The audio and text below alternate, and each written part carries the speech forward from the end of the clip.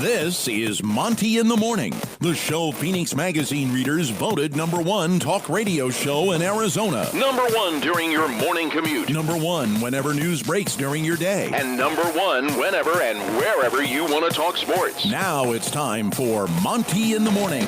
Hey, yo, man, how the heck are you? It is Thursday, April 14th, 2022. We got a lot going on today. Hey, starting Monday, we'll be in Los Angeles. Hey, y'all. Live on the show next week, all week long. Mastros on Sunday. Hell yeah. We're getting it in. Later in the show, we want to talk about, like, the perception of what California is. It's a rotting cesspool of homeless people. Goddamn libtards. Anyway, we'll talk about California. We got to talk about Elon trying to buy Twitter. Does Twitter need to be fixed? Like, is Twitter broken? I can tell you what's not broken, and that's our affiliate links in the description below. Yeah. See, but it's the link. That's a professional transition into you should click on the links. Yeah, because AirPod Pros, I rave about my AirPod Pros all the time. I'm telling you, they are the single best in-ear pod Air Pro Buds music thing and stuff that you've ever used. And the AirPod Pro is fantastic. I love it. They're 30% off right now. There is a link in the description of this here podcast. If you are listening on audio as well as in our YouTube, on all of our channels, you'll see that we put affiliate links, no matter if you're on a podcast or the YouTube channel. So AirPod Pros are 30% off right now. It's a huge deal. Limited time. The link is the first one in the description below. By the way, we are giving away a PlayStation 5 on this show as well as soon as we get to 5,000. I just want to say, because several people have emailed me, no, we have not announced the winner. Yes, those were bots and trolls. Yes, we turned off the comments on the PS5 video because we don't want our listeners getting scammed. So, you're getting emails. Yes, listeners send me emails. Wow. And I don't want more. So I'm not going to tell you my address. But we're at 3,866 subscribers on YouTube.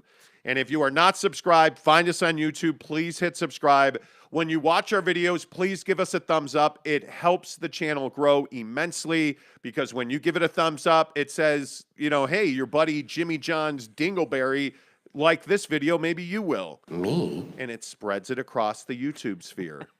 So make sure you give us a thumbs up. Make sure you hit subscribe. Should be about 4 to 6 weeks until we get to 5,000. So let's go. Win yourself a PS5. By the way, another question about merch yesterday. Yeah. We do have a limited supply of our original T-shirt, the original OG. shirt, the OG Monty Show T-shirt. XL and 2X are what's available, if memory serves. So larger sizes. The Euro casual shirts have been restocked. So we do have a full size run of small, medium, large, extra large, cock holster size. So if you buy a T-shirt from us, you also get 5 extra entries into the PS5 drawing. Just DM Jake, SLC Supercars, on Twitter, Instagram, or TikTok. Good morning to Justin Salas. Where have you been, my man? Good to see you. Steve Hambone, Edgar Garcia, what's up? Let's get into the Utah Jazz and the Dallas Mavericks. I wonder how Jazz fans are feeling about this series. Let's take the temperature, rectally or otherwise, of Jazz fans and Jazz Nation as you get ready to take on the Dallas Mavericks, because I think this is a series that most people assume the Utah Jazz should win. They are minus 300 on the money line to win this series. Yep. That is a pretty good favorite. I would thought it would have been more than that based on the fact that, man, you got to think Luka Doncic is not going to play in this series. Mm-hmm. And after talking to some experts, sources, and really looking back on some of the more prominent calf injuries over the last 5 to 6 years in the NBA, this is the injury that kind of sets you up for the major Achilles tendon injury that inevitably comes when you have a significant calf strain. And yes, the Dallas Mavericks are saying that Luka Doncic avoided a major injury here, but it's a calf strain. And I simply point to the average days missed in a calf strain are 17. And if you do some NBA math, that's usually 7 to 10 games that you're going to miss. Now, I know you know this. This series is a 7-game series. Wow. In a compressed schedule, thank you. In a compressed schedule because the Dallas Stars are playing at home. Now, you said Tony Jones was tweeting about why this was the Saturday kickoff to this series. The tip-off on Saturday is 11 a.m. Pacific time, I think, right? Is it 11 Pacific? I think 10 it's 11. Pacific. It's 10 Pacific. It's 11 Mountain, which would be noon Central. Yeah. And you say Tony Jones says that's because there's a lot of Euros in this series. There was some conversation about how there's a lot of Euros in this series, and frankly, there are. I mean, everybody from, even if Luka's not playing, you've got a lot of Luka Doncic fans overseas. I mean, the guy's a legend overseas. You've got guys. Obviously, Rudy is French, so you have that contingent. And there's several others, but I think the league. The NBA is really good at knowing who is watching what particular games. Like who do we need to get this game in front of? And so I think, there was a lot of conversation about how, hey, they're putting this as a basically a middle of the day game because they want to pander to the overseas crowd. Now, you being you and you being the person you are and doing your homework, and you say that this is because the Dallas Stars are at home Saturday night, and they need to turn the building over. Yeah, I was trying to figure out why this is that they are. Why is it that the game is so early? And it's because the Dallas Stars play that night, and the Stars had a real epidemic of COVID outbreak that happened during the season, so they lost a bunch of games that they're going to have to put on the end here.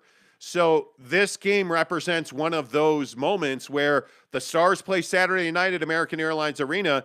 So the NBA playoff schedule wasn't ideal. So they're gonna play this game at noon Central, and then they're going to convert the building to hockey. Yeah. So I don't believe there's any conspiracy behind it. I simply think it's a scheduling conflict. But here nor there, it is an odd time of day. 11 a.m. Mountain Time is not usually when the Utah Jazz strap it on and play basketball. Right. And I think we've seen one of the things is that when this team's uncomfortable, they don't play their best basketball. But when we're talking about this series and we're talking about it with the Dallas Mavericks, the thing that really stands out to me is without Luka on the floor, what is this Dallas Mavericks team going to look like? I think they're going to go ultra small. That's just my opinion. I think especially with Maxi Kleber looking like he's going to be good to go in this series, I think they're going to play that ultra small ball that we have seen from them. I think you're going to see a lot more rotation with Kleber and Dwight Powell. And my question simply for the Utah Jazz in this series is, how are you going to deal with a smaller, much faster lineup, which has traditionally throughout this season and really the last two seasons given you all kinds of trouble? And when I look at what the Dallas Mavericks are going to bring to the table, whether that's Brunson, Dinwiddie, you look at the myriad of quick guys, Dorian Finney-Smith certainly comes to mind.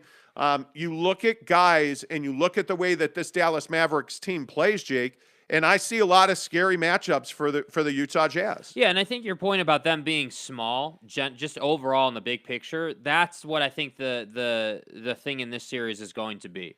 Because I think if you're the Dallas Mavericks and you don't have Luka, that's your next best option. And, one guy that we, I'm not going to say we disagree on, but we just look at differently is Jalen Brunson. I've seen Jalen Brunson over the course of the season, do some pretty special things for this team, especially when Luka wasn't playing. I mean, there's a reason that they brought him in. And so I think that he's a guy that you will see running point for them. He is a guy that you will see playmaking and running the pick and roll and distributing. So if he's playing well, this team is quite a bit more to handle than when Jalen Brunson is not playing his best basketball. So we'll see what he brings to the table. I think that's a name that you really want to pay attention to. Other guys that I look up and down this list, obviously Dinwiddie is going to be the number one option from a scoring perspective for this team right now. And Dinwiddie has shown multiple times that he can put up 30, 40 points in any game that he plays in. So, without Luka, they have some options. But I think your point is the most important one, which is how do the Jazz handle playing small? Because that is something that has given them trouble. How does Quinn use Rudy defensively versus a small ball type lineup? Because you know that the Mavericks are going to want to get out and run. You know that they're going to want to play in transition, alleviate the Rudy Gobert effect at the rim, and try to get as many easy buckets as possible and get that home crowd involved early. That is what you will see this team try to do in the first quarter of this game Saturday. So to me, if I'm the Jazz, I'm trying to find this middle ground where we're playing with good pace, but we're also not playing, with our hair on fire. Because this team, the Jazz, are not a team where they can play with their hair on fire and be ultra successful. That's not who this team is. But they're also not a team that can play real slow, methodical basketball and be real successful. So when you're playing the Dallas Mavericks, who are definitely going to try and turn this into a track meet and get up and down, how do you find that balance? That's the first thing that I think you need to look for. The second thing I think you need to look for is Donovan Mitchell. What does he roll out with in the first 5 minutes of this game? Because when I look at stars and I look at them coming out in the postseason, I want to see him come out in the first 5 to 7 minutes of this game and get going, get to his spots, get to the bucket, maybe even get to the foul line, and just see the ball go through the hole. That's what I think would lead to a lot of success for Donovan in this series, because we can't have the, 1 of 5 from 3-point Donovan Mitchell. That's just not going to be an option for success. He needs to have that, 4 of 7 from 3, 10 of 18 from the field or whatever, like a real nice, efficient game to start this series off. Because what you're really looking for is a win here. You need to split the games in Dallas to start the series. And if you do that, this series will be a cakewalk for you. My feeling is you need to put your foot on the throat of the Dallas Mavericks right off the jump. I think you need to come out and make a statement in this series. There can be no fourth quarter collapses. There can be no questions. There can be no should we throw the ball to Rudy. There can be no more of that. That time is done. Yes. All of that is past. It is now time to win games. And in the NBA playoffs, that has been difficult for the Jazz against better teams. So let's talk about the Dallas Mavericks real quick. How good is this team? I think they're pretty good. Without Luka Doncic, they're good, not great. Mm-hmm. And without Tim Hardaway Jr., I think that's a loss that not a lot of people are talking about. He had foot surgery. He's out for the playoffs. That's a loss on top of Luka Doncic. This is a series where the Jazz don't particularly match up well, no matter who's healthy. And the reason they don't match up well is the guy you talked about, Jalen Brunson, has the ability to wreak havoc on teams like the Jazz, because I think what you're going to see a lot of from the Dallas Mavericks is a corner three. I think you're going to see the Jazz have to play incredibly disciplined defense because the drive and kick game is strong. But the other problem that Jalen Brunson presents for you is that he is very good at finishing in tight spaces at the rim. He does not mind getting bodied up and getting fouled. He does not mind going to the line. So that's something to watch. How do the Jazz adjust when Jalen Brunson gets into the paint? Because I think that's going to be a big part of his game. And with all of this noise around who voted and what did Bill Simmons do on Defensive Player of the Year, and is his mom going to win it over Rudy? What's Rudy Gobert's impact in the paint in drive and kick situations? Because at some point, the Jazz are going to have to commit to turning off the three-point shot for the Dallas Mavericks, because they're not different, or that different, I should say, from the Utah Jazz, Jake, in that I think they live, die, and thrive when they're making that three ball. Yeah, I definitely I would agree with that. And that's why I think these two teams are so close, because they do thrive on the three ball. But I think, a couple of points you made there, I think the Jalen Brunson point is on point. He is going to play in the mid-range. He is going to be that, that guy who just kind of wanders through the free throw line extended, He's dribbling the ball. He's got someone on his hip. He's trying to get fouled, and then he kicks it to the corner to Finney Smith for a three. That's the type of offense you will see from this team. I think the real question for the Jazz defensively, again, and I don't mean this in a negative way about Rudy at all. I'm just simply going off of what we've seen before in the playoffs, where you have a situation where teams know how to get Rudy either to stay in the paint and leave the corner open or to go to the corner and leave the paint open. So which route do the Mavericks tend to go? How do they want to play that? That's what I think is going to be really fascinating to see. But I agree with you. You cannot let the Dallas Mavericks make 23s in this game. You cannot allow them. Really, I'd love to see them not make more than 15 threes in this game, honestly. I mean, if we're being brutally honest about what this Jazz team is capable of, I'd love to see them push out to the three-point line and force the Mavericks to utilize guys like Kleba or guys like Dwight Powell. You make them get the ball to those guys for 2-point finishes in the paint. That's what I think the mission should be defensively. Because you can't have a situation where you've got, guys like Dinwiddie and Finney Smith and whatever other guys you want to look to, even Brunson or Reggie Bullock. You can't have these guys just raining threes on you. That just can't happen. So that's why I say I think that defense is obviously going to be really important for the Jazz here, but I think the most important thing, as it always is for this team, is Donovan Mitchell. Number one, can he stay healthy and not pick up that twisted ankle or that little injury that nags him through the playoffs? Number one. Number two, can he shoot the three ball effectively and take over this game early? Can he establish himself early and get it going and say, hey, I'm here. I'm a problem for you. Send the double and let me move the ball. Because that's ultimately what I'd like to see. I'd like to see Donovan get to a place where he's forcing the defense to double him, and then he kicks it to Bogey or even Mike or whoever it is for a wide-open three-point look. That's their best offense, in my opinion. Yeah, and we'll see about what Bogey's availability is to play his regular load of minutes, and can the Jazz count on him? Because he's also dealing with a calf strain, speaking of Luka. I mean, yeah. And by the way, the other guy that comes to mind when you talk about calf strains is Rudy Gobert. I mean, he missed that long stretch of games with a calf injury that was not nearly as clear as Luka's, right? I mean, there's a lot of questions as to, just how dangerous are calf injuries. And not to go back to that, but I think the example is the ulnar collateral ligament in a pitcher. Yes. What's the injury that usually is a precursor to tearing the ligament in your elbow?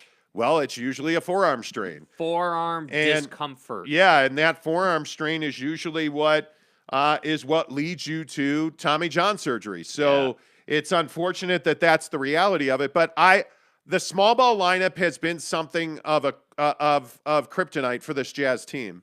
And guys like Reggie Bullock, I mean, those guys thrive when they're making threes. Guys like, again, Spencer Dinwiddie. Bertans. Davis Bertans is a guy that I don't fear much. He's a guy that, to me, he is bounced around the league because when he's hot, there's nobody else you want shooting threes. But he can be had.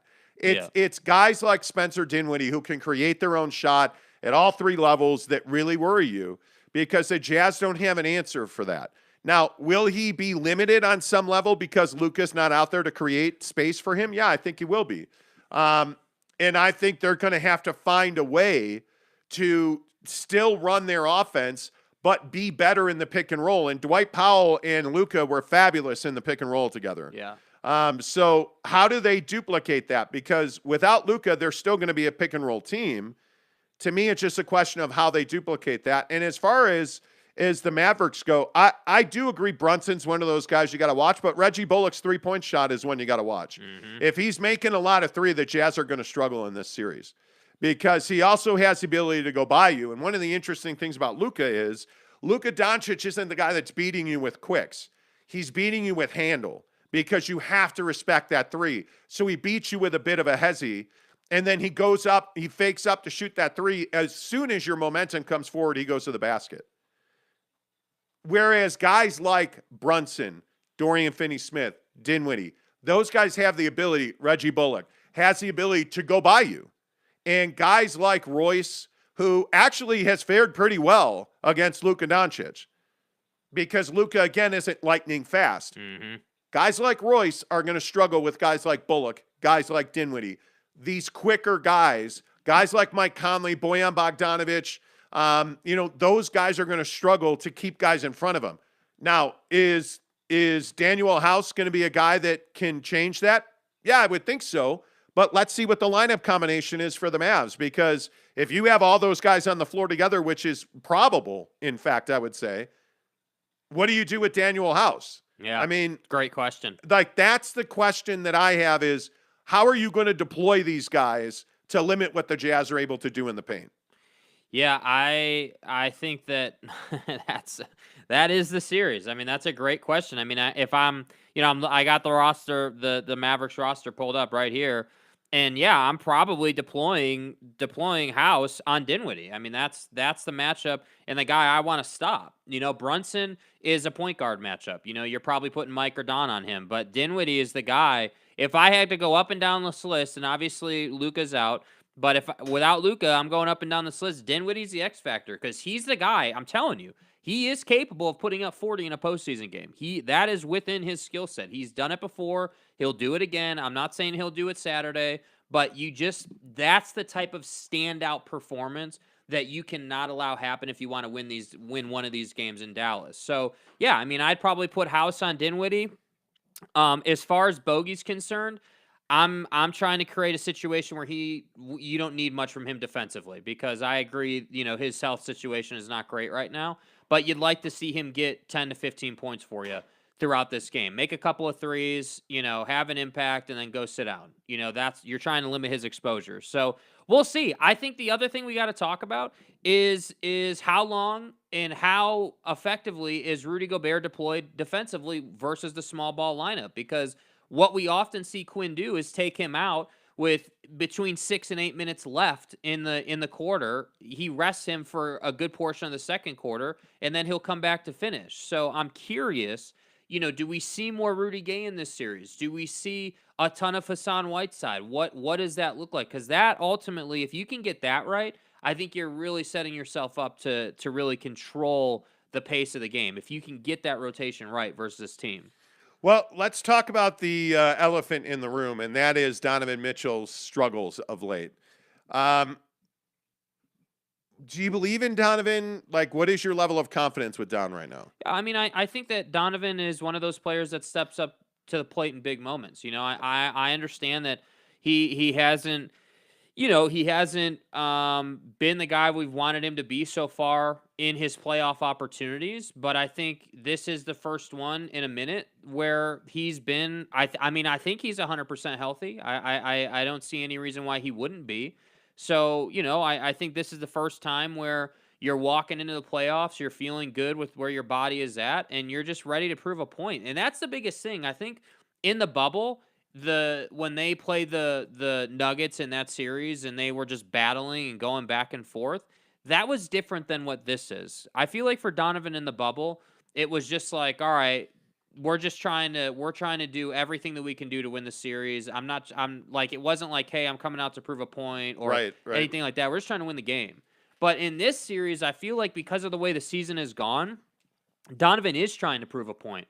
I think with the Rudy Gobert drama that Donovan and Rudy have had together all season, Don is trying to prove a point. Like, I wouldn't surprise me even a little bit to see Donovan Mitchell roll out with 35 and 10 in this game. Honestly, I wouldn't even be a little bit surprised. What do you mean proving a point, though? Like, proving a point that he is that guy for this team. Like, proving a point that he is the best player in this series, right? Even though that's a pretty heated debate between him and Luka. I think most people would take Luka. But I think if you're Don, your mentality has to be, I got to come out and I got to show these guys that I'm capable of dominating them night in and night out. And that, I think that mentality is different than what he's been going through the last couple of playoff series he's been in. Well, and frankly, his offense is not my biggest concern because I do think he winds up head-to-head with Jalen Brunson. And I do think that Don's defense is going to be a real critical element of this series. I mean, how well Donovan Mitchell performs on defense will likely determine whether they come back to Salt Lake City trailing, tied, like in the lead in this series. Like, if Donovan Mitchell is able to inflict some damage on the Mavericks defensively, that's only going to help their cause at the other end. Because it is not a secret, I'm a huge Donovan believer. I believe in Don. I think he is the best player in this series, even if Luka is healthy. I think Donovan Mitchell has the ability to score 50 points a game in this series. The question to me is, what is he capable of defensively? What is his impact on the team as a whole defensively? Because when guys are getting in the paint, we've seen that it causes havoc for the Jazz. because they don't move well. They don't rotate well defensively. So you've got to be able to count on guys like Donovan Mitchell to stand in front of Jalen Brunson. You have got to be able to count on guys like a Daniel House to take that best player on the floor and make his life more difficult. The Jazz have not been able to do that to guys like Devin Booker, especially in the fourth quarter. Yeah. We saw that last week against the Suns. Yep. With House out there or House not out there. With Royce and House out there together, the Suns had their way. And it always comes down to Donovan Mitchell. It will on both ends. But trust me when I say I believe his defense is just as and maybe more important than his offense. Because my feeling is Donovan is going to score 40 to he will have a 50-point game in this series. That's just my guess. This stuff that happened last year in the Memphis series with the Doctors and the Clippers, Donovan is motivated not by showing Rudy Gobert he's the best player. Donovan Mitchell is motivated by being the best player in big games when you're on national TV and everybody's watching. Yep. To me, that's what Don's motivation is. His motivation is to win a championship. These are championship hours now. These are championship moments. And to me, that's what Don's motivation is. I think this Rudy Donovan stuff is so overplayed in the game because it doesn't matter in the game. Don's doing Don, and that's just is what it is, right? Rudy's got a job to do. And if he truly is only focused on winning a championship, Rudy Gobert will continue to set screens and roll to the basket. He'll continue to be the best offensive rebounder because that's what's best for this Utah Jazz team. But they need Donovan Mitchell to be a 40-point defensive stalwart, and I'm hoping he can be that. Yeah. Because his biggest question to me is defense, not offense. Yeah, I completely agree. Completely agree. Let's get some of your comments in here as we look forward to the Mavs and the Jazz. Real quick before we read the comments. Just to be clear, what is your feeling on the series right now? Do you think this is a deep series? Do you think this is a five-gamer? No, this is going to be a sixer. This is going to be, especially because the format is 2-2-1-1-1. Yeah. Which, by the way, I really like that format, just to put that out there. I really like the 2-2-1-1-1. I think it levels the playing field. But here's what scares you. You have got to handle there's no question. You have got to handle your business at the Viv. Yeah. There's no question about that. Yeah. If this series goes back to Dallas for a game 7, you're not winning the series. If this series goes 7 games, you're not winning this series. The ideal scenario is you make 2 trips to Dallas and that's it. You win a game in Dallas and then you close out a game in Dallas. That's it. Yes. You have a closeout game in Dallas. Because if you're going back for game 7, if you got to get on that plane the 3rd time, it's over. Yeah. You're in real trouble. Yeah, it's not because good. Now you're 10 days into this series and you're putting yourself back in Luka's window. And I'm telling you right now, I'm not doing it. I'm not. My feeling is that Luka will not play in this series. Yeah. I would be shocked if there's not a chance, in my opinion, that he's able to play Saturday. I just don't see that happening. I really don't. I think that's an awfully big ask for the kind of injury that Luka suffered, the kind of calf strain that he is enduring. It is not an easy one to overcome. And my feeling is that he will not play Saturday. But mark my words, if you come out and win one of these games in Dallas, and Don has a 50-point game, and if Donovan Mitchell is able to limit the guy in front of him, and I don't care if it's Boban or if it's Jalen Brunson. Boban Marjanovic, big guy. Yeah, with huge ears. Yeah. Dumbo. Like, I don't care. Yeah. It doesn't matter to me. He's got to do his job defensively. He doesn't need to do the team's job. And this is probably the other thing that I would pay attention to. Do we see Don versus the Mavericks, or do we see the Utah Jazz versus the Mavericks? Oh, I think we'll get Don and everybody else a couple of times in this series. Well, those are bad times. Those are dark days for the Utah Jazz. But they tend to fall into that when adversity hits. They do. Yeah. All right. Let's get some of your comments in here. Spencer Morgan says, I need to change my YouTube handle to Jimmy John's Dingleberry. I agree. You should. Yeah. I think you should. Rub your butt on the carpet. Wow. Rudy Sanchez says, morning, fellas. Jazz should win, but I think this will be a dogfight. Jazz in 6. Boy, I sure hope so, man. I would love nothing more for them to handle this series in 6 and move on, man. I don't want to come. I mean, I'd have to look at the schedule again. I don't want to be talking about a Game 7 Mondays from now. There is a good chance that the Jazz on Monday when we talk about this, the Jazz need to be in position to win this series in 5. Yeah. Which means they've got to win one of the first 2 games in Dallas. Yeah. That's just what you got to do. Edgar Garcia says, if the Jazz win this series, great. If not, I'm fine with it also. I might be more excited to see them blow this mofo up and see what and if they do anything. Keep it real. It's an interesting conversation. Honest to goodness, Edgar, I think that's a really interesting conversation. Justin Salas says, without Luka, this should be a win. Yes, it should. Yes, for the Jazz, I'm assuming you mean. My kid's soccer game is at noon on Saturday. On a scale of 1 to 10, how bad of a dad am I if I were to miss my son's game to watch the Jazz? But here's the thing, Justin, that temperature you're running and that scratchy throat you have, I mean, and the general body soreness that you're feeling, those are flu-like symptoms, man. Wow, Dad. Wow. Yeah, and at this point, I mean, I'm prescribing, that you spend some time on the couch resting this weekend. I mean, I don't know. You could just get your DirecTV app out and stream the game, at the soccer game. Stop being practical. Stop being practical. My point is, look, man, you're not feeling well. There are going to be more soccer games. Your health is paramount. Pause, bro. Pause. Yeah, you got to go to the soccer game, dude. BB says, we will see tonight if this team is together or just broken. We will see. Well, they don't play tonight, so I don't know what you're looking. Not really. I mean, if you're going to be at the team dinner, let me know how it goes. Yeah. Spencer Morgan says, guys, the Mavs are one of the least transition teams in the NBA statistically. But think about that. Why is that? Well, because Luka is a slower player. This is not a fast break team when Luka's running the ship. Luka. Without Luka, don't you have to play with your hair on fire? Because you got to find a way to compensate for the 30 points you're not getting from him. Yep. And you got to find a way to compensate for the 3-ball you're not getting and from him. And you don't want to play Rudy Gobert at the rim more than you have to. I mean, again, put yourself in the Mavericks' shoes. Your best player is not going to play in this game. That said, you still feel like you can win this game if you're the Mavericks, which I agree with. I still think they're in this game. Yeah. But I agree with you. You're going to have to compensate somewhere to make up for hey, Luka dropped 40 on the Jazz in game 1. Like, you're going to have to compensate for that. So, yeah, I just think they may not be a transition team most of the time, but this isn't most of the time. This is no Luka. You're going to have to come up with a game plan to compensate, and that would be based on the Jazz starting lineup and the way Rudy Gobert plays the game and the way they play when Rudy's on the floor. That's the window of opportunity. Yeah, I agree. 15 points a game at 70%. Yeah, suck a waste not. Yeah, this stat. Without Dallas' best player, we should win. Listen, this stat is one of the most overhyped stats I've ever heard in my life.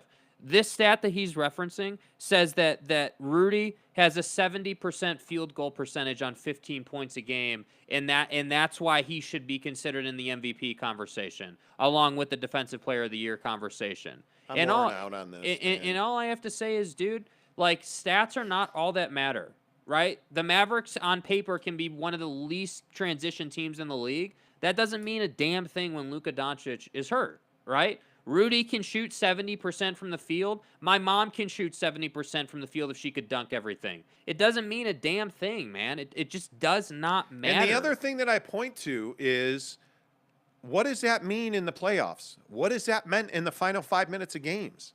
What does any of that mean? He shoots 70%. He scores 15 points. Like, he's a great screen and roll player. Look at all the screen assists, Mont. Oh, man. He's the greatest screen player ever since Travis John Dingleberry Butthole. Hey, guys.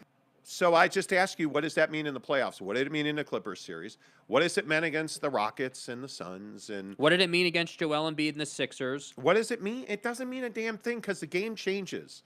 The game becomes isolation, half-court execution in the playoffs. And whether it's Terrence Mann or Luka Doncic, and Rudy played well against Luka with that block shot, but how did that turn out in Dallas when, oh, wait, that's right, Rudy didn't play?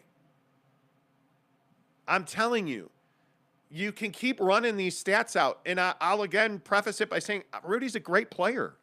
He is an impactful player on the game, but he's not somebody you want with the ball in his hands in the final 5 minutes.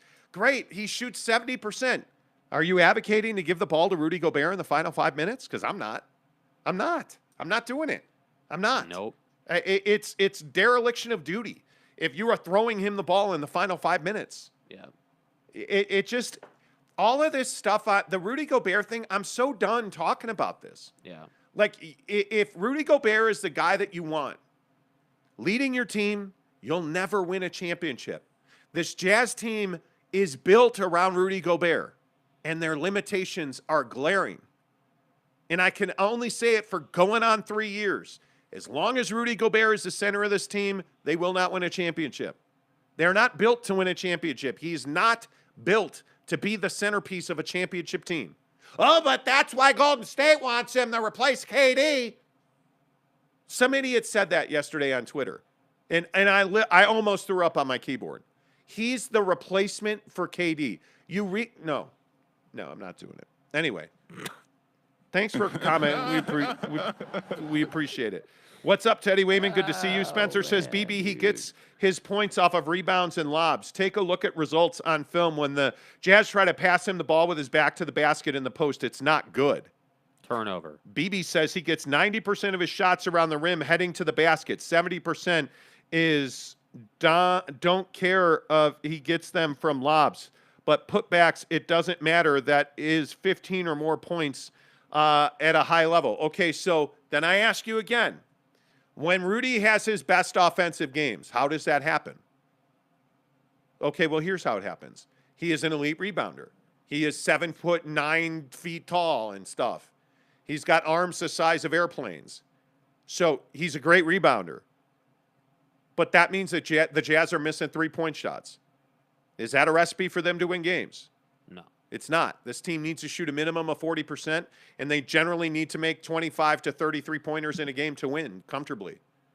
And so in the final 5 minutes, which is all that matters in the NBA, especially in the NBA playoffs, in the final 5 minutes, what you're saying here, and I'll read your comment again, put a final 5 minutes of the game lens on this comment.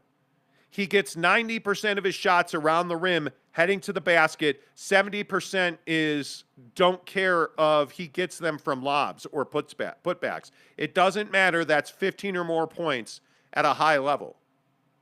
So, A, you think teams are just letting him roll to the basket in the final 5 minutes. Did you see Terrence Mann block his shot in that Clipper game? Did you see Mikal Bridges and JaVale McGee and DeAndre Ayton front and back on Rudy Gobert to prevent the lob?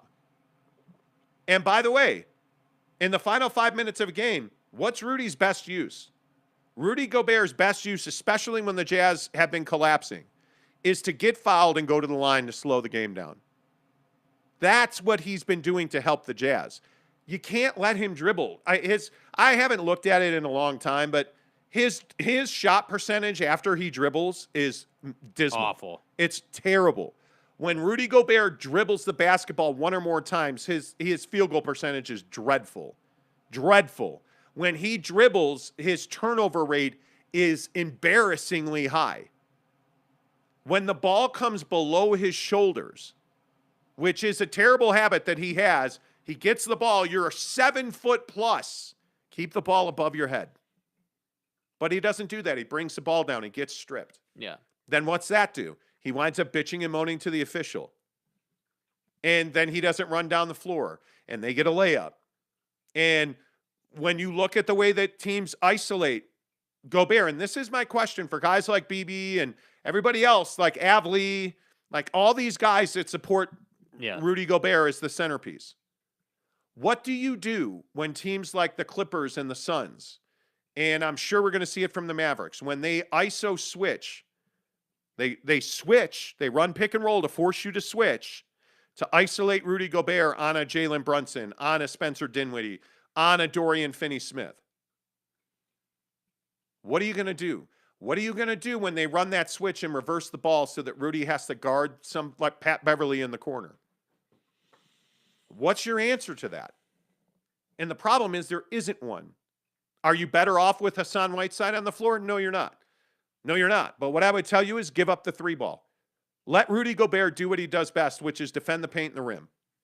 If they're going to hit threes on you, okay, rotate, do what you can do, but allow Rudy Gobert to defend in the paint. Yeah. I don't know what else you do. That's the answer. Donovan misses 8 threes. Is that more effective than Rudy getting 70% at the rim? Anyway, Jeremy Bolton says if playoff Donnie comment dump. My apologies. If playoff Donnie shows like he has in the past, the Jazz will be fine. I agree. BB says the Jazz Rudy is not this fault that Donovan, Royce, and Clarkson play defense without Rudy. This team is just bad. I would double check your comment before you hit send because I don't understand what that means. Statistically, Donovan is incredible when he has 2 or more days of rest. Yes, he is. He will have a 50-point game in this series. I mean, there's no doubt about it. He will. Yeah. He will. I think one of the things that's interesting is what this series eventually turns into. We'll have a pretty good look. Next week when this series is here. Because you're going to know all you need to know about this Utah Jazz team probably at the final horn of game 1. Because you're going to play at 11 in the morning when you usually don't do that. Your body clock's going to be all screwed up. What does that mean for you? There's a lot of reasons to believe the Jazz will lose game 1 no matter who plays. Let's see if they can win it. Because if they win game 1, they'll have a chance to choke them out in game 2. Yeah. So let's see what happens. Am I the only one hoping that Royce tweaks his ankle so House actually gets time? Yeah, that's foolish. You don't want anybody getting hurt. Yeah. You want guys healthy. I don't know how to articulate this to Jazz fans. Royce O'Neal has value. He is one of your top 7 guys. You better find value. You better find a use for him. He's going to start, and he's going to play. And, again, I feel like I'm the one who's been carrying the torch for Royce O'Neal sucks or doesn't – how do I say this correctly? Royce O'Neal's not a defensive stopper, and he never has been. He has a use. Make him shoot the corner 3 and ask him to rebound. That's what he does really well. And if he does that, great. But Fuck are you? But you bet. Yeah. My bad. My finger slipped there. Sorry. His name is Royce O'Neal. That's Sorry. who he is. Yeah, my bad. Royce and Daniel House will be on the floor together. Yeah. This is a small ball series. Royce and Daniel will be on the floor together. I would embrace that. Yeah. I would embrace that. Quinn will be Quinn no matter how bad a guy is playing. He will let them suck and lose us the game. So wait. BB, you're new to the show, and I appreciate you being here. Thank you for commenting. Royce O'Neal is not the reason you're losing games. Hold on. He's not the reason you're losing games. Where's the positive take on the team? I don't know. I'm just waiting for. I mean, obviously you're a Rudy Gobert supporter, and that's fine. I don't have an issue with that. But like, what are the positive takes as well? Because I mean, I just feel like you want to blame Quinn, you want to say Royce sucks or whatever. Like, what do you like about the team? I would love to hear that. What I like about the team is that I think you have an opportunity to win this series. Yeah. What I like about this, what I'm looking forward to, and what I like about this team is that I think Donovan Mitchell's a superstar, and I love watching him play in the playoffs. Mm-hmm. And I think he loves moments like this. Does the ball always go in the hole? It doesn't. But I have a feeling we're going to get 30, 40-point Donnie, and he's going to give us a 50-point game. Yeah. And you know what? Guys like Royce O'Neal, guys like Daniel House, they're not the reason you lose games. Yeah. You want to point to a guy that's going to be a determining factor in this series? Look at Bojan Bogdanovic. You want a role player that has to come up big? Bojan Bogdanovic. Dorian Finney-Smith. He's got to come up. Dorian's got to have a huge series for them to win. I look at Hassan Whiteside. They're going to need Hassan Whiteside. Rudy Gobert is going to be in foul trouble in this series. They're going to need Hassan Whiteside. Yeah. I mean, you have got to get the level-headed, energetic, I want to be here, hey, basketball's fun, Hassan Whiteside. Instead of the jag that's yelling at the fans and flexing when they're down 20. And yeah, you need Hassan Whiteside to be present. Royce O'Neal is not going to be the reason you win or lose games. Yeah. He's not. That's more likely to be Donovan and Bojan. Those two guys. Bojan Bogdanovic, again, not to be redundant. X factor. He needs 20 points a game, and he needs to rebound. He needs to be a rebounder. Because you can't have second chance opportunities in the playoffs. Those transition threes that he's able to knock down are going to be huge in this series, man. Like, Gotta have it. Even if he just makes 4 3-point shots a game, which obviously he's capable of making like 7 or 8, but even if he were to just make 4, that's huge. I mean, that's a great contribution. So we'll see. And the question is, what's more likely, Bojan scoring 20 or Don scoring 50? And my guess is it's Don scoring 50. Yeah. Because too many times Bojan just has been a non-factor. But what we can't have is Don trying to score 50 and bricking everything. Yeah. We can't have that. Can't have that. Cannot do it. David Morris says Quinn needs to make lineup adjustments and stop sticking with a broken lineup. Okay, give me a lineup adjustment. What's a lineup adjustment? By the way, I hate to break it to you, this is the playoffs. So what is the lineup adjustment that you want to make now? Yeah. There's no lineup adjustment to make. This is what I've been saying. This is what we've been saying on the show. Like, that's the issue for the people who are saying, well, Quinn sucks. Like, all right, well, if Quinn sucks, what would you do? You tell me you want to start Jared Butler, or you want to start Rudy Gay, or you want to start House. You're going to play 8 guys in this series, man. Yeah. You're going to play Clarkson, House, and Gay off the bench. Forrest will see some time too, I think, but I think very limited. Trent's very limited.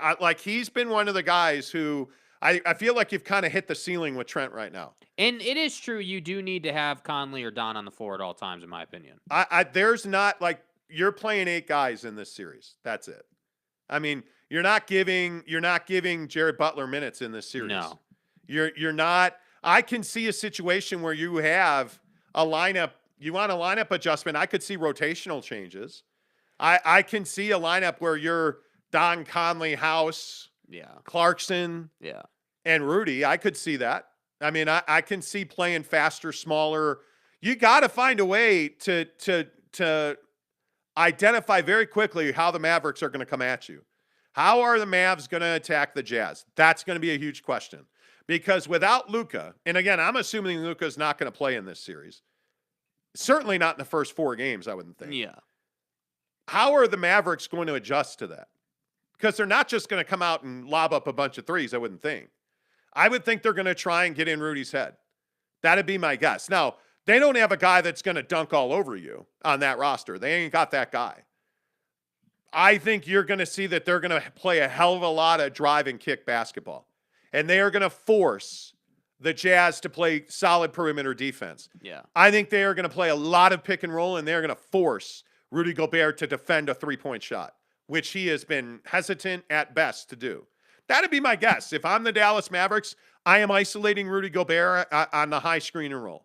That to me makes the most sense. And if I gotta play Kleber more, if I gotta play, whoever there, Davis Bertans, if I gotta play a guy just to make Rudy Gobert respect the pick and roll. Yeah. Because if it's Dwight Powell, Dwight can shoot it a little bit, but you're not worried about him making threes. If Dwight Powell 3-pointers are beating you, you're fine. Yeah. You're gonna live with that. If I'm the Dallas Mavericks, I'm isolating Rudy Gobert at the elbow, and I'm making him defend a 3. Yeah. I mean, it's Phoenix, Golden State, Dallas. It's what all these teams have done. Houston comes to mind. Like, all these teams do that to the Jazz with great success. So now you're in the playoffs. You got to think that's going to be the same thing that you would see, I would think. Teddy says, I think the Jazz in 5. I think there's a good chance they win in 5. Because I also wonder if the Dallas Mavericks just fold. I mean, if they get down in, I don't think they're going to get down though. This is what I think happens. I think there is a chance that the Jazz win game 1, but I also think there's an equal chance that Dallas wins by 10 in game 1, and really makes a statement and kind of rocks the boat a little bit here in game 1. And man, that's like worst case scenario. Well, I mean, worst case yes scenario. and no, but I think if we're really being honest about what this game looks like, again, a middle of the day game in Dallas. And you're in the postseason.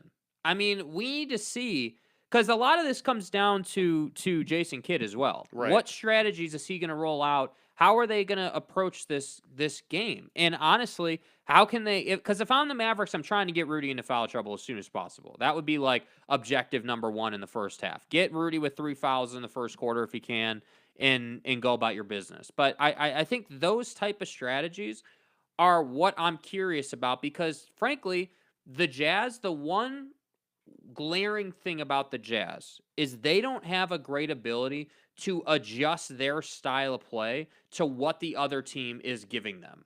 So a lot of teams like Brooklyn, let's say, or Milwaukee or Phoenix, like the better teams in the league or the best teams in the league, have this ability to say, okay, they're doubling Kevin Durant. What's our option?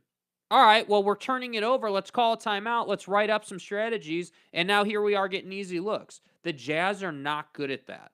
So if I'm Jason Kidd and I know that, I'm trying to come out with some unique strategies. So that's why I say, like, I think, yes, there's an opportunity for the Jazz to win this game, no doubt about it. But I also think there's an equal opportunity and chance that they're not able to respond to something that Dallas does. And that's what I'm curious. That's honestly what I'm going to be waiting for in this game one. What does Quinn Snyder and this coaching staff respond with when you start getting the switch and when you start getting wide open looks from three in the corner? And because we can't have Terrence Mann in the corner again. That's just not going to be acceptable. There has to be an answer to that. So that's what I'm curious about. What will the adjustments be when adversity hits and when the Mavericks do something you weren't expecting? Yeah, I don't know. I don't know the answer to that. I don't know my feeling is that the Jazz, I would love to see the Jazz win by double digits in game one, but that doesn't feel like what this is going to be. It just doesn't seem the natural flow of this series. Yeah. That doesn't seem that. And I have a hard time. I mean, you're going to need the Mavericks to make a lot of mistakes. Yeah. The turnover numbers, the points in the paint numbers, the offensive rebound numbers, those numbers will really matter in this series. Because if the Mavericks are active and willing, they're going to be right in every one of these games. Yeah. Because they just are more athletic than you are. I mean, if you look at their stats and you look at their rosters and their numbers and who does what for them, I mean, they're just a really, really active team. I mean, and again, I think this equation completely changes with Luka Doncic's injury. They don't have a go-to guy right now today. Who's that go-to guy going to emerge to be? Yeah. Who's their Terrence Mann? Yeah. Who is the guy that's going to have a huge moment in the playoffs? Probably nobody. Because there's not a secret weapon on that team. I mean, all these guys. I mean, my guess is big shots are going to Spencer Dinwiddie. That'd be my guess. Yeah. My guess is that Reggie Bullock's going to have a big series for them to win. Well, and I think the switch game is going to go to Dinwiddie too. They're going to get him into matchups that are advantageous, no doubt. Yeah, I would think so. All right, let's get a couple more comments in here. Let's see. N. Garcia says, "Oh snap, I was correct. LOL. I don't know what you were correct about. Good to see you."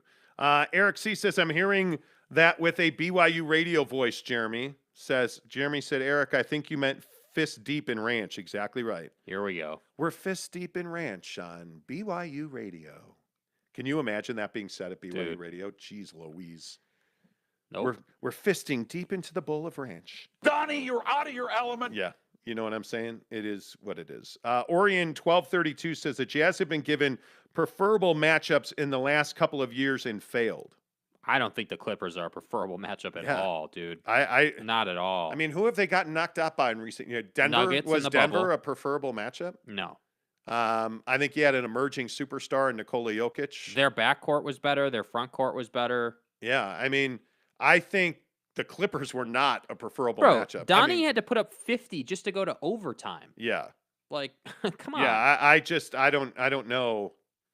Oh, that's a really good point. Teddy says, I can't imagine Luka plays in game one. If Dallas wins, I don't see him playing in game two either. You guys understand that calf injuries, it would be a stunning reversal if he plays in any of the first 4 or 5 games of this series. It's not worth it to risk tearing your Achilles, man. It's just not. You really need to understand the gravity of this. Yeah. I mean, a calf injury it's the kind of calf injury you have. You know, like the upper calf, the meatier part of your calf. Yeah. If you strain that top layer, okay, you're fine. Like, look at Rudy Gobert's calf strain. Mm-hmm. Like, it took everybody a minute to understand that it was a real injury. Because I think he finished the game he injured the calf in. And then didn't he miss, like, the next 7-8 games? Yeah. Or I guess it was 9 games he missed. But I also think there was some With a wrestling minor happening calf there injury. too. They were playing a bit of a game with him as well. Yeah, the biggest thing with this Utah Jazz team is they have a propensity to blow big leads. And you look at the Clippers series as a perfect example of that, and that's carried over into this season where you've lost a lot of fourth quarter leads, and it's troubling.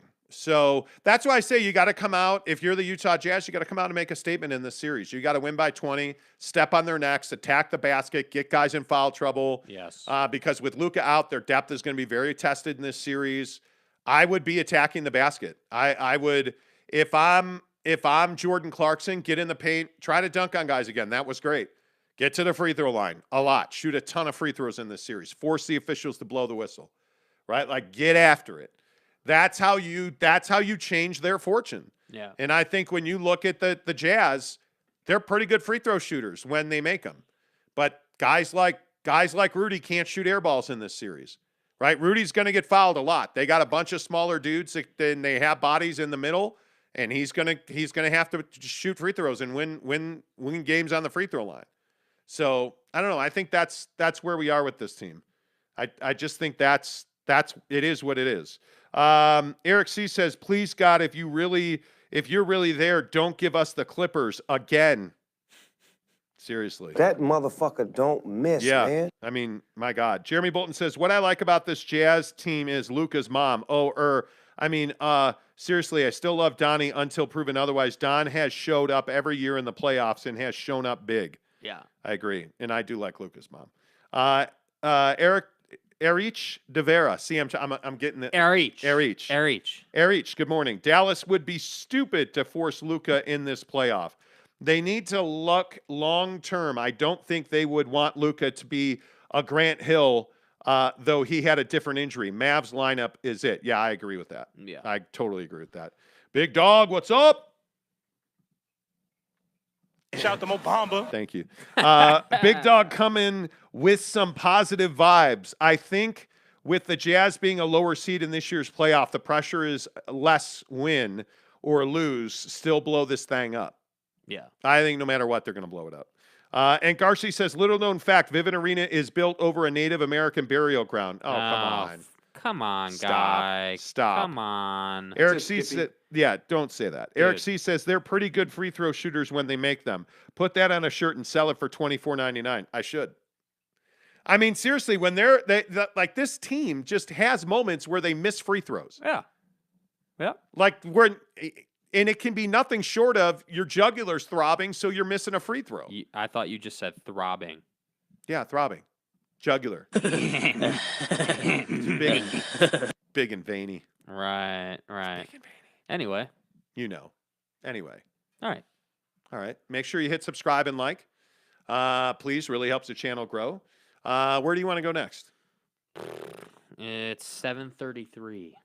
We have 30 minutes. I think there is some. And by the way, some of the Twitter comments this morning. This Dante Exum video that's going around. Please. Can we stop with this? Bro, okay. So everyone's like, oh my God, Dante Exum is dominating in Europe. Bring him back to the league. Stop. Dude, do we all realize the cut below that is Euro basketball? Like, all credit to Dante Exum and what he's doing. I actually am the person who says there's no shame in going and playing in Europe. Whether you're Dante Exum, Jimmer Fredette, or Mike James. It doesn't matter who you are. It doesn't matter. Like, there's no issue going and getting your money by going to Europe. I just don't think it's something that should be like a shaming thing or we should be blaming these guys. The fact is Dante Exum is not an NBA player. He never has been and never will be, mainly because he's not athletic enough, and the reason that he is able to do what he's able to do in Europe is because the quality of player in Europe is a cut below. But again, that's not something that should be used against Dante Exum. Not everybody is gifted with NBA athletic ability. So Nick Whiting is making the argument that Dante's biggest issue is constant injury. He had like 4 season-ending injuries with the Jazz. A player can't develop if he's constantly injured. None of his injuries were freak injuries. The injuries that Dante Exum had, like torn ACL It's because his body isn't a big body. He was a young kid that never really played competitive basketball, never got paid to play ball. Yeah. He was a guy that played on a club team in high school. He didn't play competitive high school basketball. Yeah. He chose not to so that he could prepare for the NBA draft. And immediately stepped in, and he was overwhelmed. He was drowning. He was underwater. And he not only did he not make it with the Jazz, he didn't make it with Cleveland. And there's no shame in getting paid to play basketball. And I don't care if that's in Africa, Europe, Germany. Like, I don't care. I really don't care if you think it's sus. It doesn't matter. The laundry list of guys who weren't good enough to play in the NBA, but made millions of dollars playing in China. Look at Jimmer. Like, the guy is an absolute rock star in China. Right? And why is that? Because he's good enough to play in that league. The JIMMER is not good enough to play in the NBA. Yeah. Repeatedly, that's been shown. Guys like him, guys like Dante Exum, guys like, look at Stephen Marbury. Stephen Marbury is a generational millionaire, hundreds and hundreds of millions of dollars in net worth, because he went to China after flaming out in the NBA. Built a brand, has one of the world's best-selling shoes, and he's won championships there. Yeah. I look at a guy like Jordan Loveridge, the Ute alum, who is playing over in Europe and making really good money doing it. I mean, there's nothing wrong with that. But let's stop saying about Dante Exum specifically, oh, those are freak injuries. You don't tear your ACL accidentally. You can absolutely mitigate ligament injuries with preparation. If you are a guy that has a knee injury, you are going to do far different and more in-depth exercises to create ligament flexibility and strength. Yeah. And guys like Dante Exum don't have the frame to put the muscle required on to compete at the NBA level. The guy could eat 1,000 bowls of fettuccine Alfredo, and he'll never put on meat. That's just not who he is genetically. Yeah. Dante Exum was one of the... Be real about it. Dante Exum was one of the worst picks in the history of the Utah Jazz. Yeah.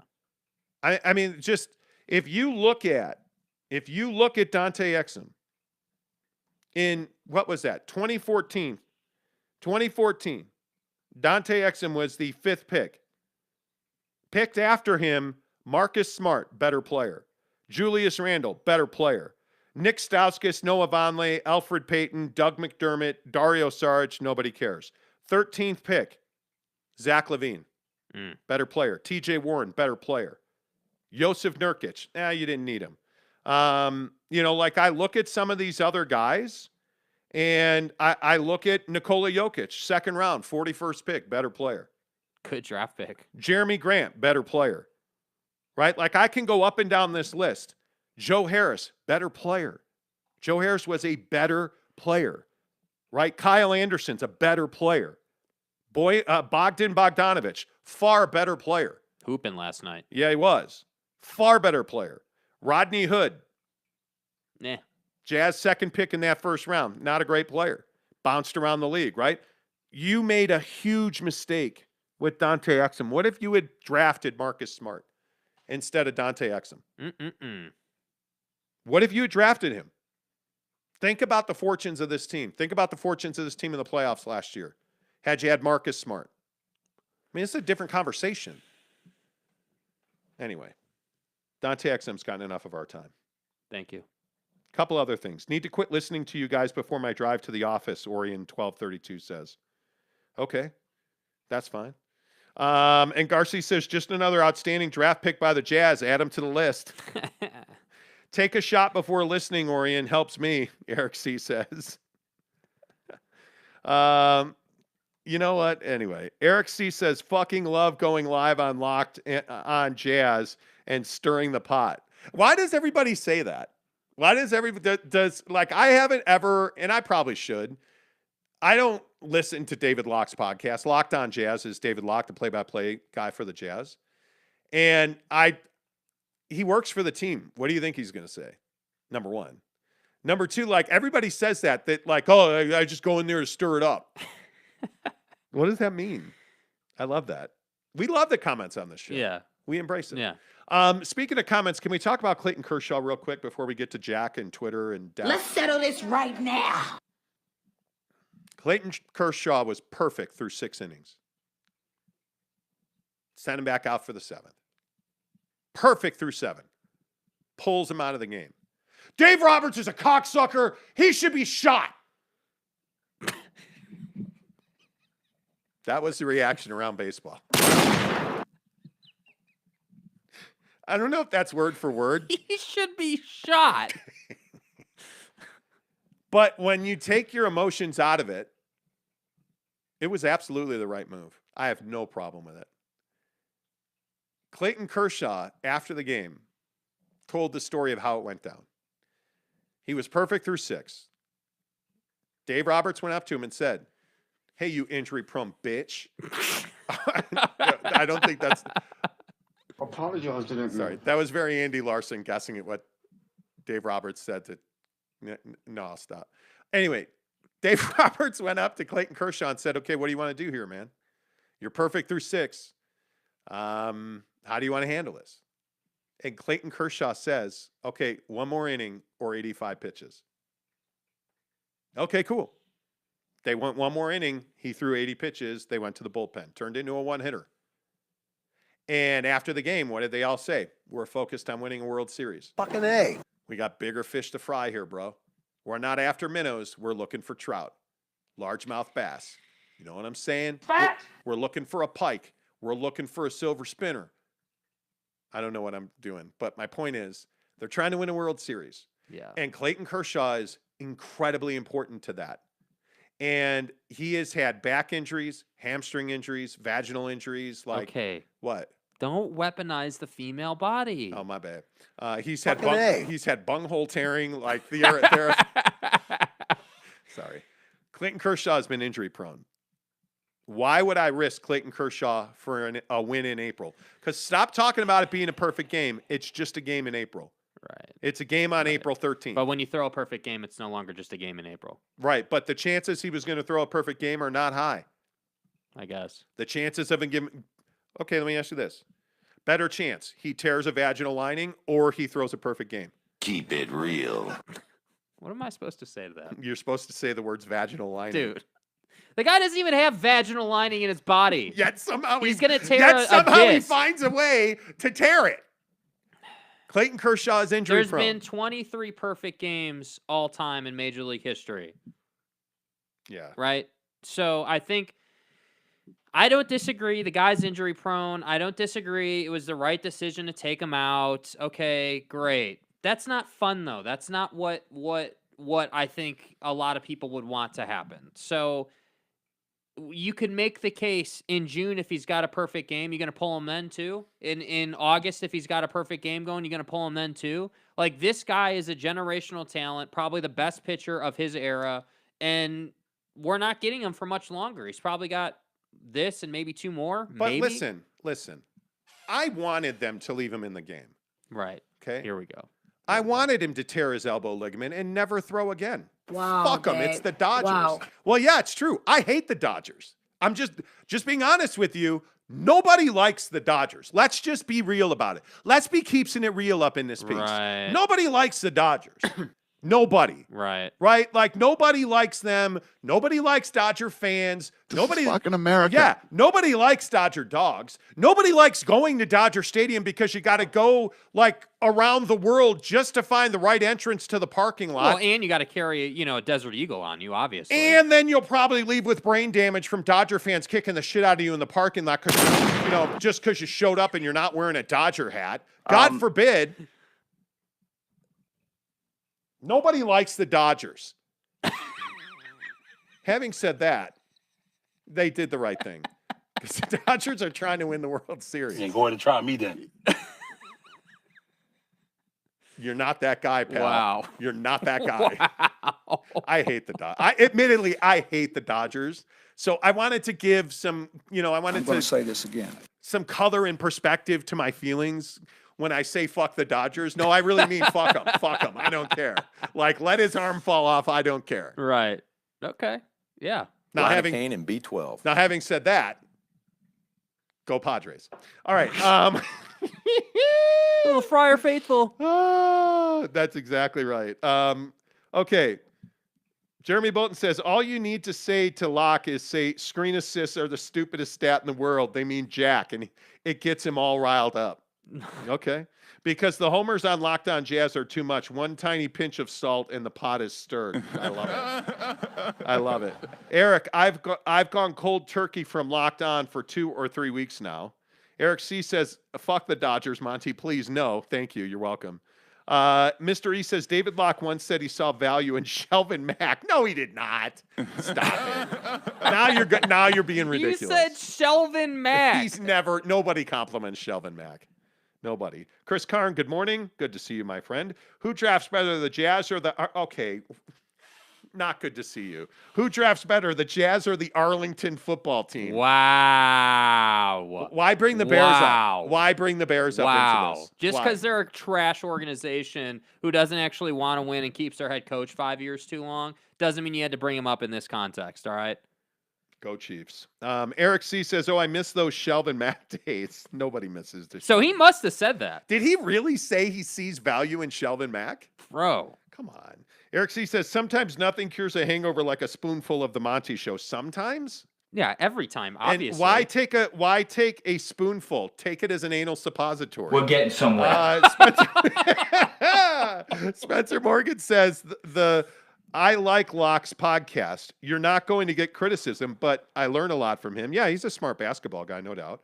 Brandon Whiteside says, Locke can't handle any negative Jazz takes. Your negative show would blow his mind. My negative show. Okay. Oh, look at Jeremy Bolton. Eric C, LOL. I miss the greatest pick and roll player on the Jazz. Milt Palacio to Jaron Collins. Wow. Only thing good I ever got from Locke was a Built Bar discount. Hey-oh. Kay Nurin says, always play to win the big prize. Exactly right. Jake, please put the glasses back on, Eric C says. Nope. And Garcia says, Dodgers and Boston all day. No. God, why? You would be a freaking Red Sox fan. It makes my head hurt. Okay. You know. Can we talk about Twitter? Yeah. Can we talk about Twitter? Yeah. Yeah. It's a wasteland of trolls. Can I finish? Oh, God. Eric commented. Can we get anal suppositories in the description down below, please? Yeah, I'll put an affiliate link. I warn you, I use like a pressure washer. Did you ever get a bidet? No. Why would you bring that up? Like, why would you do that? Why would you do? Hey, man. Hey, fat ass. Did you get a bidet? Hey, guys. Did you get a bidet? You know. Oh man, dude. You know. All right, Twitter. Elon Musk wants to buy Twitter. Okay. For $43.4 billion. Billion. Are you going to write a check for that? Oh, no, it's crypto. My bad. Crypto. There's an assumption that Twitter's broken. Now, again, as with the Dodgers, no, I hate the Dodgers more than Twitter, but I'm not a huge Twitter fan. Mm-hmm. I use Twitter. I don't use it nearly as much as I used to. It just is what it is. It is a projectile in your weaponry, right? Like, it just is what it is. It's not broken. You might not like it, but why do we have to try and fix everything? Put a runner on second base to start the 10th inning. You're casual. Why do we have to fix everything? Twitter's not broken. That doesn't mean you like it, right? That doesn't mean you like it. So go use TikTok or Instagram. Yeah, just because you don't like it doesn't mean that it's broken. We need a pitch clock. No, we don't. Do we need the ability to edit tweets? Yes, we do. That's called Twitter Blue, and I pay for it, and I edit tweets, right? My point is, I just think that you have to live in a world where not everything can be the way you want it to be. Yeah. In fact, we're all better people when we deal with things and adjust to things that aren't the way we want them. Where are we at in society today? Use Twitter for what you need to use Twitter for. What's the average Twitter person got? 200 followers maybe? Right? Like, there's a mute button. If you don't like people, mute them. But this is the thing I say about, like, when we talk about like Fox News or CNN, right? If you're only watching one of the other, turn it off for a month. See how your view of the world changes. If you don't like Twitter because, oh, they're trolls and all the assholes, okay, turn it off for a month and see how your view changes. Yeah. It's amazing to me that we hate something that yet we're so addicted to. Turn it off. Don't use it. But don't sell to Elon, Jack, because, oh, Twitter's broken and we need an edit button. Well, actually, we have an edit button. It's called Twitter Blue. Yeah. Figure it out. Figure it out. Well, I'm not paying for it. Okay, well, then don't pay for it. But then don't complain that there's not an edit button, because there is. It costs you $1 a month. Deal with it. Why in our society do we have to change? Oh, man, that's not how I want it. Okay, adjust to it. Make it your own. Yeah. You don't like the process? Figure out how to manipulate the process. And I think that's why Elon's trying to buy Twitter, because he doesn't like it in its current form and he wants to adjust it. But that's what we do in this world. The haves have it and the nots will never have it, right? Like it's taxes. Everybody's pissed about taxes. Okay. I don't know what to tell you. Make more money. Do you notice the only people bitching about taxes in this world are the people who don't have any money? Like, I'm telling you, the more money you make, the taxes don't get better, right? Until you become like a million billionaire, then you can do a bunch of stuff. But, oh, do you itemize your tax return? No, I don't want to pay somebody to do my taxes. Well, then shut up, right? Oh, Twitter sucks. Okay, delete it from your phone. Don't use it. Don't use it. We do this so much in this world where instead of saying, okay, well, you know what? Jimmy's an asshole and he wrecks my life. Well, then why do you guys hang out all the time? Well, he's my friend. Mr. fucking vaccination genius, scientific expert, you fucking asshole. Then cut him out of your life, right? Why do we have negative people in our life? Well, I can tell you I don't. I cut them out. Why do I surround myself with positive people? Because I like positive people. Twitter is just a thing. You don't have to use Twitter, but you also don't have to try and wreck it for everybody who does use Twitter. Yes. There's so many things in this world. We've gotten to the point where we just can't talk about anything anymore. Yeah. And this Elon Musk Twitter thing, that's exactly what this is. This is shaming because you can't do what Jack did. What happened to Donnie's social media platform? Oh, he tried to launch a competitor, and how did that go? It's failing miserably. Nobody uses it. Why is Twitter such a topic? Because everybody uses it. And it's an amazing device, and it does exactly what it's supposed to do. Yeah. You know the best part about Twitter? There's a mute button. Use it. There's a mute button. Why don't I block people? Because I like followers. Why do I mute people? Because I hate followers. When I don't want to hear from you, I just mute you. And guess what? I never have to hear from you again. My choice, right? Twitter works exactly the way it's supposed to work. Well, yes. I want to be verified and I want the blue check, and all these cocksuckers with the blue check that aren't me don't deserve it. Well, maybe they do deserve it. Twitter has a process and a set of rules and regs to get verified. Maybe you don't meet those rules and regs, but that doesn't make it right. Yeah, actually it does. Actually it does. You have to be nice to stupid people. Why do we have to change everything that you don't like? Yeah. Baseball, I like ranch dressing. Hey, refer to it with its proper name. No. My wife is traumatized by the god semen. She's traumatized. My point is, I don't understand why hey, like this is the ranch on steak. Yeah. This is that conversation. Yeah. Ketchup on steak. We're going to Mastro's Saturday night, right? I'm going to Sunday afternoon. Sunday at like 5. I'm going to pay $56 for a New York strip steak that's medium. And if I want to put ketchup on that steak, I'm going to do it. If I want to put ranch on that steak, I'm going to do it. You know why I'm going to do it? Because I paid $56 for it and I'll eat it any way I want. Fucking A. Now, I'll tell you this. I'm not the guy that puts ketchup or ranch on steak. I don't. I put mushrooms. Because that's for idiots. Dumbass. I put mushrooms and shrimp on my steak. And that's how I like it. But guess what? My wife, who is a communist and who is an awful human being, drowns her French fries in ketchup. I mean, takes the entire vat of ketchup that she got from Vladimir Putin because her and Putin are friends. Yeah, what are barrels of ketchup selling for these days? I'm kidding. I'm just trying to make my wife into a villain. My wife likes to drown her French fries in ketchup. She'll be like she'll get the bottle of ketchup and be like, ah! And she'll like cover the whole thing in Kitty ketchup. cat juices is not all over the place. It's disgusting. It is something that Vladimir Putin does. Did she tweet this, that she does this? Or No, she doesn't use Twitter or Facebook because they're negative, so she doesn't choose to partake. Okay. Well, there you go. See, it's called being American. So if you want to put ketchup on your French fries, do that. Yeah. I mean, I'll lose respect for you, but go ahead and do that. It's Obviously. fine. U.S. Americans. You get my point. I'm also ready to take it when Jake puts his uncomfortable face on whenever his girlfriend gets brought up. So wait, is it uncomfortable on your face when your girlfriend hops up? No, not at all. Oh, No. wait, that's not what he said.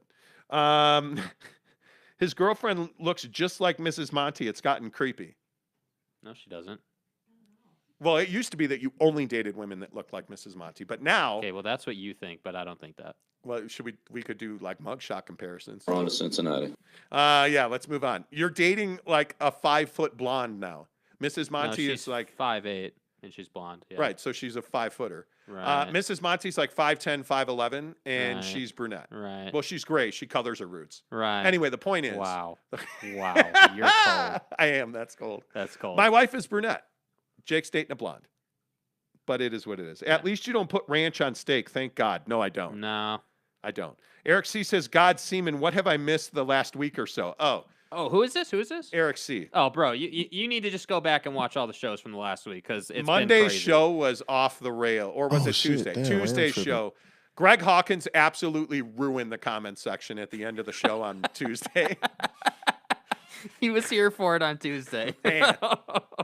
I mean, Greg went all in on fisting Seaman. It was amazing. Jeremy Bolton says ranch belongs in one place, the bottom of the garbage can. Okay, how excited are you to have Jack in the Box? Oh my God. Like we're staying in Mesquite on Friday night. Mm-hmm. So we're going to LA because Bucket of Bullets on the Table is marrying my mother-in-law. And so that wedding is next weekend. So we're gonna stay a week in. Seriously, we're gonna stay a week in LA, and then my man is gonna get married and stuff. So we're gonna go to Jack in the Box, but we're staying in Mesquite, Nevada overnight, Right. because we're gonna leave Friday night, and then we're gonna sleep in Mesquite, and then drive to LA. And yeah, I'm looking forward to a pepper jack burger, ketchup, mustard. I mean, it's amazing. It's bomb, dude. It's amazing. I cannot wait.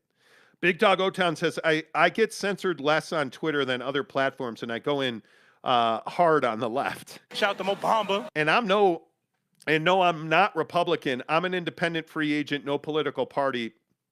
I'm a B1 for life. Okay, yeah, you should be. All right, so you're in the transfer portal then is what we're saying. Yes, exactly. K. Nurin says, ranch is bad, only bacon ranch is good. Oh, bacon ranch. Oh, I think I threw up a little bit. Do you know how dirty bacon is? Anyway, yeah, Jake, and I also don't think I have a drinking problem, but some would say otherwise. I don't know what that's in reference to, though. We'll catch up on Spotify or Apple Podcasts today. Jeremy Bolton says, please tell me there is going to be a 10-gun salute at the wedding. Oh, my God. Okay, that would be awesome, dude. My more liberal-leaning mother-in-law is marrying a Trump-supporting, gun-toting, cranky old man. He's an assassin. This is what it is. Who apparently has like botulism chilling at his house because my wife got food poisoning when she was there. Good. Right. It was the virus that killed it. Yeah, the virus and stuff. Yeah. But this dude's interesting. I don't know, man. Is he a jerk? He's probably not a jerk. What the fuck are you, Ranger Rick? Yeah, but he walks around with like he has a bowl of bullets on his table. He's that dude. You are what you are. Yeah, you walk into his house and there is a bowl of shell casings, I should say. on his table, like, hey, man, you know, look at my biceps, and you notice that bucket of bullets. Those are numbers of death. You're not that guy, pal. Right? He's not that guy. This is a dude, like, I mean, this guy barely stands up correctly. Like, he is an older dude. Like, he's 80 going on 117. Like, I mean, this is not a young man. Right. Why you got a bucket of bullets on the coffee table? Like, he's got, like, weird pictures of cats and shit in his house. That's the other thing. I think he's a cat guy.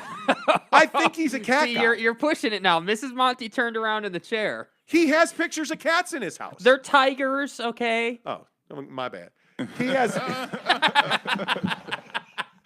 Am I wrong? He's got pictures of cats in his house. I don't think I'm wrong about that. He's got that weird hairless cat thing on the wall. Right? It's an Egyptian feline, please. Yeah, hey, man. Every dude like here's some pussy. I mean, you know. But no, seriously, he's got a picture. What kind of dude has bullets on the table and a hairless cat on the wall? You see, I'm a guy of simple taste.